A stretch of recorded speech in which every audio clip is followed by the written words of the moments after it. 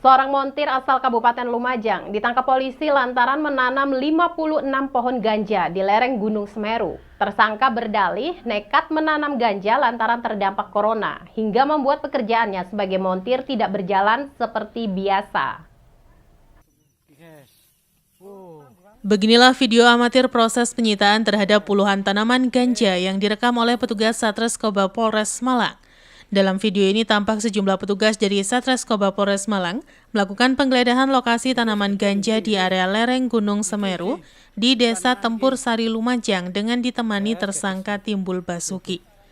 Dari hasil penggeledahan tercatat sebanyak 56 pohon ganja yang ditanam tersangka di lokasi ini. Tersangka Timbul Basuki, 30 tahun yang diketahui berasal dari Desa Tempur Sari Lumajang ini, ditangkap petugas Satres Narkoba Polres Malang saat melakukan transaksi penjualan ganja di wilayah Kecamatan Pakis, Kabupaten Malang. Paket daun ganja siap edar ini merupakan hasil panen dari tanaman milik tersangka yang sudah ditanam sekitar 4 bulan lalu. Satu paket daun ganja setiap pakai dijual dengan harga sekitar Rp700.000 per paket. Tersangka berdalih nekat menanam ganja lantaran terdampak corona hingga membuat pekerjaan montirnya tak berjalan seperti biasanya. Selama 4 bulan menanam ganja, tersangka sudah beberapa kali memanen dengan keuntungan sebesar Rp2 juta. Bibit ganja sendiri didapat tersangka dari Bali. Akibat perbuatannya, tersangka dijerat pasal 114 ayat 1 dan pasal 111 ayat 2 Undang-Undang RI tentang narkoba dengan ancaman hukuman maksimal 20 tahun penjara. Hingga saat ini kasus ini masih dalam pendalaman Satres Narkoba Polres Malang. Tersangka adalah TB, asalnya Lumajang. Dia tinggal di kos-kosan di Sumber Pakis, Kecamatan Pakis. Dia melakukan transaksi penjualan narkotika jenis ganja ini di Pakis dan diketahui oleh rekan-rekan lapangan narkotika, lalu dilakukan penangkapan. Dilakukan penggeledahan di kamar kosnya, ditemukan dua buah paket ranting ganja dalam keadaan kering, kemudian satu buah tas dan handphone merek Vivo. Setelah itu dilakukan interogasi dan pengembangan, di mana yang bersangkutan ini mengaku dia ada memiliki tumbuhan ganja di Kabupaten Lumajang. Anggota opsional Sat Narkoba Polres Malang langsung menuju lokasi dan ditemukan 56 batang pohon ganja yang baru tumbuh dan juga ada yang sudah siap panen. Hasil interogasi didapatkan bahwa daun ganja ini didapatkan dari seseorang yang bernama JW pada saat TB ini, tersangka ini kerja di Bali. Jadi dia kumpulkan daunnya, kemudian ranting, biji-bijiannya, setelah itu dibawalah pulang ke daerah Lumajang dan ditanam di sana. Sudah beberapa kali dilakukan penjualan dengan keuntungan kurang lebih Rp2 juta. Saat ini masih kita lakukan pendalaman apakah ada rekan-rekan lainnya atau dia bekerja sendiri. Untuk pasal yang disangkakan adalah pasal 114 ayat 1, 111 ayat 2 Undang-Undang RI nomor 35 tentang narkoba. Ancaman hukumannya kurang lebih 5 tahun sampai 20 tahun. Yanto Yanjung melaporkan. Sementara itu, seorang pria yang berbuat asusila dan direkam oleh seorang perempuan di Jalan Semeru, Kota Malang, viral di media sosial. Aparat kepolisian Polsek Klojen yang dibantu Satreskrim Polresta Malang Kota langsung melakukan penyelidikan untuk memburu pelaku yang meresahkan masyarakat tersebut. Video berdurasi 27 detik ini viral di media sosial. Dalam video tersebut terlihat pelaku yang merupakan seorang pria dan mengendarai sepeda motor melakukan aksi mengeluarkan alat kelamin. Kemudian diperlihatkan pada seorang perempuan yang duduk di kursi pedestrian Jalan Semeru, Klojen, Kota Malang. Perbuatan asusila yang dilakukan pria tersebut direkam oleh kamera korban yang mengaku pura-pura menelpon saat pelaku beraksi dan kemudian mengunggah video tersebut di media sosial. Sementara menanggapi video viral yang meresahkan masyarakat ini, Kepolisian Polsek Klojen langsung melakukan penyelidikan dan memburu pelaku. Kapolsek Taclojen AKP Domingos Jimenez mengatakan polisi sudah mengantongi identitas sepeda motor pelaku, serta mengetahui ciri-ciri pelaku yang berbuat asusila tersebut. Meski belum ada laporan dari korban, namun polisi kini telah melakukan penyelidikan. Polisi juga tengah menelusuri dan mencari informasi keberadaan pelaku tersebut.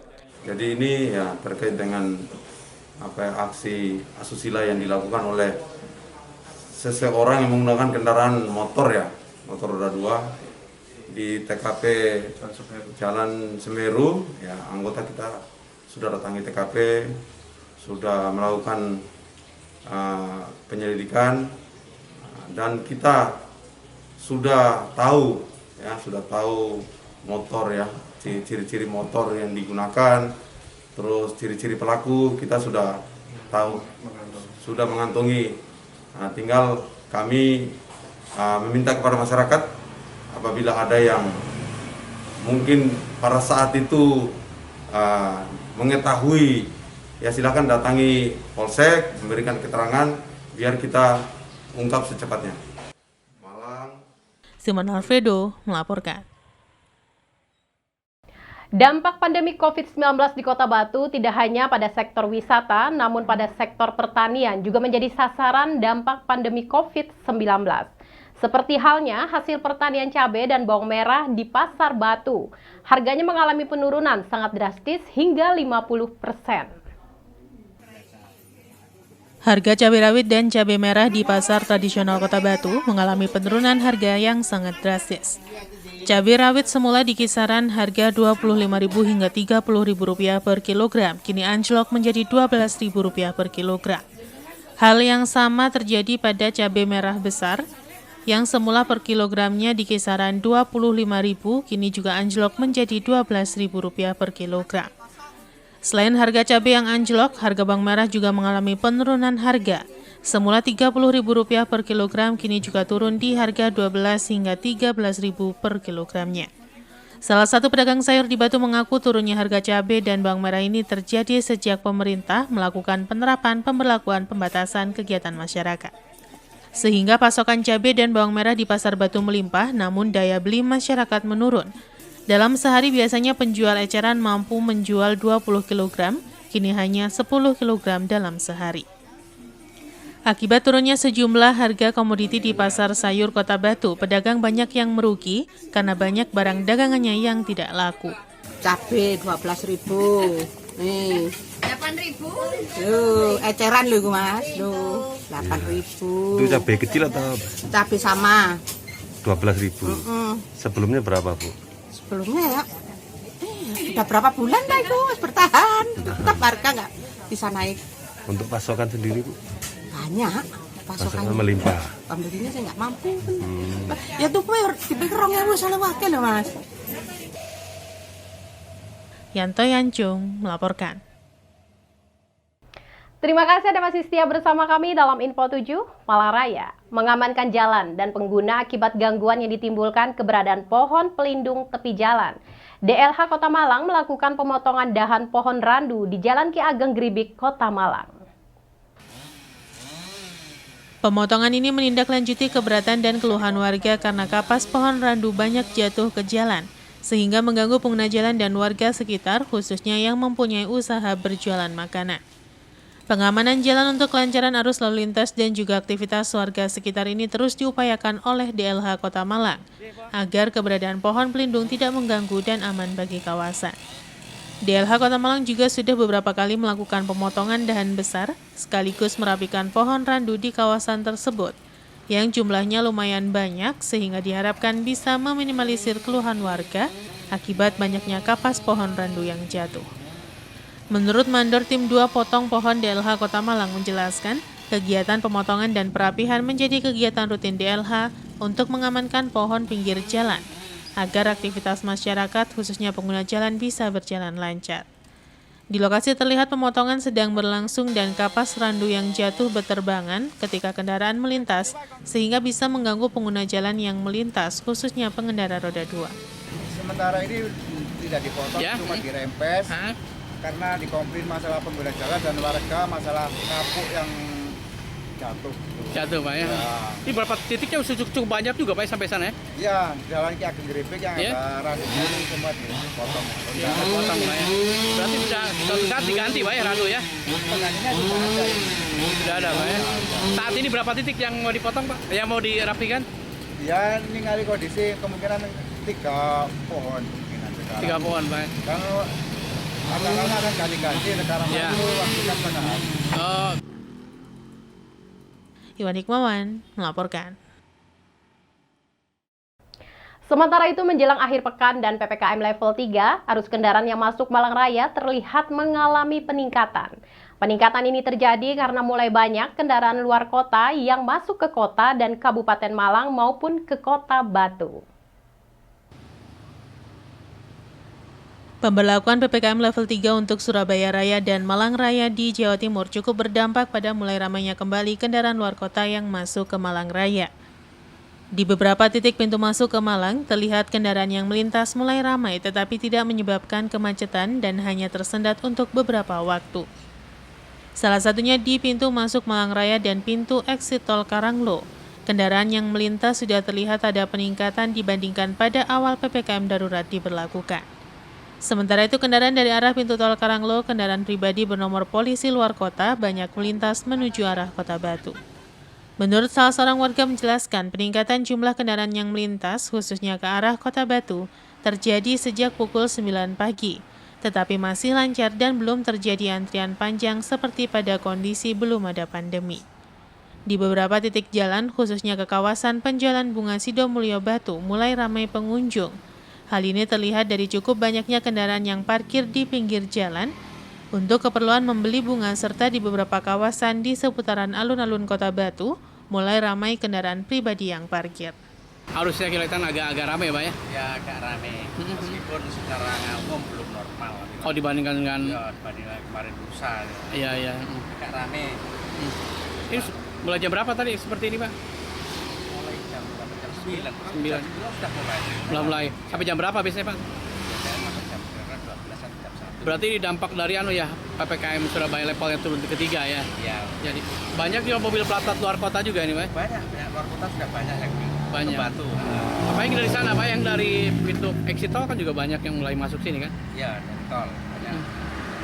Banyak sekali. Berarti peningkatannya berapa persen kalau dibandingkan dengan seminggu yang lalu? Seminggu yang lalu masih belum ramai? Seminggu yang lalu ini, Masih. sama sekali kalau ke Batu belum ada kendaraan luar kota. Kalau sekarang kan ya sudah banyak lah, mungkin ya 25% atau 25% Pak ya. Tapi kalau sudah turun level 2 kayaknya bisa anu lagi Pak ya. Ya bisa lah. Iwan Hikmawan melaporkan. Terima kasih Anda masih setia bersama kami dalam Info 7 Malang Raya. Masa pandemi COVID-19 seperti ini memaksa para pelaku UMKM untuk terus melakukan inovasi jika ingin usahanya terus berjalan. Seperti yang dilakukan salah satu pengrajin boneka di Kota Malang berkat inovasi pemasaran yang dilakukan saat masa pandemi. Kini pengrajin tersebut kebanjiran order dari luar negeri. Di rumahnya di kawasan Kedung Kandang, Kota Malang, inilah Sulika Handayani yang menjalankan usahanya yakni membuat boneka. Dibantu 2 pekerjaannya, Sulika membuat boneka pesanan pembelinya yang justru naik hingga 50% di masa pandemi ini. Boneka-boneka buatannya ini diminati kaum remaja tidak hanya di Indonesia tetapi juga dari luar negeri. Pesanan boneka buatan Sulika saat ini banyak datang dari penggemar K-pop. Mereka yang memesan tinggal mengirim gambar kartun salah satu personil K-pop untuk dijadikan boneka. Naiknya pesanan boneka buatan Sulika ini tak lepas dari inovasi pemasaran yang dilakukannya. Sejak masa pandemi COVID-19, ia gencar memasarkan usahanya melalui berbagai platform elektronik, baik media sosial maupun marketplace. Berkat usahanya tersebut, kini pasarnya telah merambah ke luar negeri dan banyak permintaan dari luar negeri. Selain melakukan inovasi di bidang pemasaran, Sulika juga menambah rekanan untuk mencari bahan baku dan pembordir. Pasalnya dirinya sempat kesulitan mencari bahan baku saat awal masa pandemi COVID-19. Sementara untuk harga satu buah boneka buatannya dijual dengan kisaran harga antara Rp75 hingga Rp150.000. Sedangkan untuk satu desain boneka minimum pemesanan 50 buah. Hanya di awal ada lockdown waktu itu di bulan Februari saya ingat ya. Jadi itu betul-betul omsetnya turun, itu sebenarnya bukan dari penjualan, tapi dampak secara tidak langsung. Satu, mitra kerja saya itu banyak yang tutup, jadi saya produksinya terhambat. Mitra kerja itu kayak apa? Mitra bordir komputer itu loh.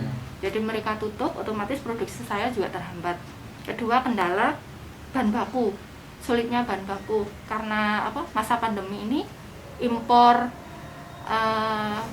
pembatasan impor ya, karena saya menggunakan bahan kain impor, itu agak sulit. Akhirnya dapat kain yang harganya agak mahal, seperti itu.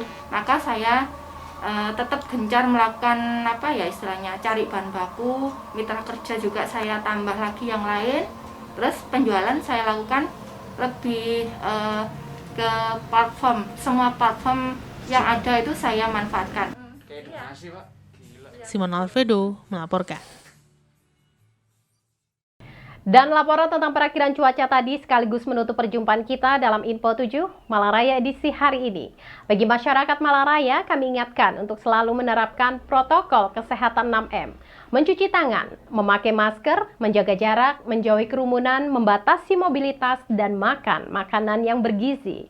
Mewakili kerabat kerja yang bertugas, saya Sri Widiarti mengucapkan terima kasih atas perhatian Anda. Sampai jumpa dan wassalamualaikum warahmatullahi wabarakatuh.